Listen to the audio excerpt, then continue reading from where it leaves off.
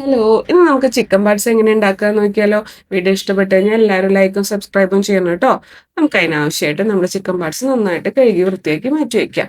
ചെറിയ ചെറിയ കഷ്ണങ്ങളാക്കി അരിഞ്ഞത് മാറ്റി വയ്ക്കാം.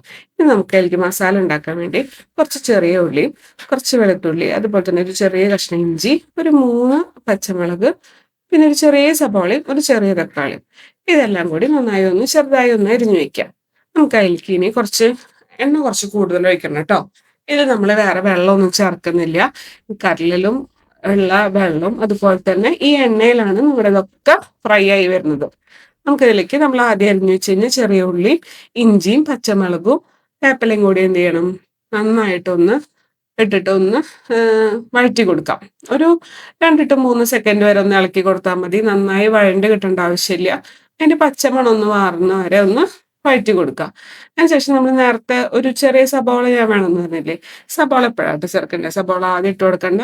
ഈ സമയമാകുമ്പോൾ നമ്മൾ നേരത്തെ അരിഞ്ഞു വെച്ച സബോള ചേർത്ത് ഒന്ന് ഇളക്കി കൊടുക്കുക.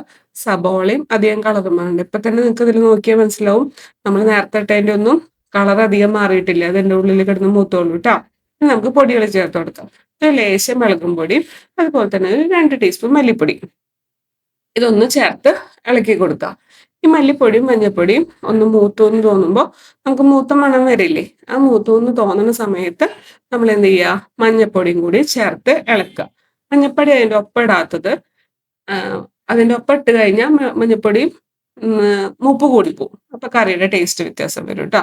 പിന്നെ നമ്മൾ നേരത്തെ അരിഞ്ഞു വെച്ച തക്കാളിയും കൂടി ചേർത്ത് നന്നായി ഇളക്കി കൊടുക്കുക. തക്കാളി വഴണ്ട് പോണ്ട.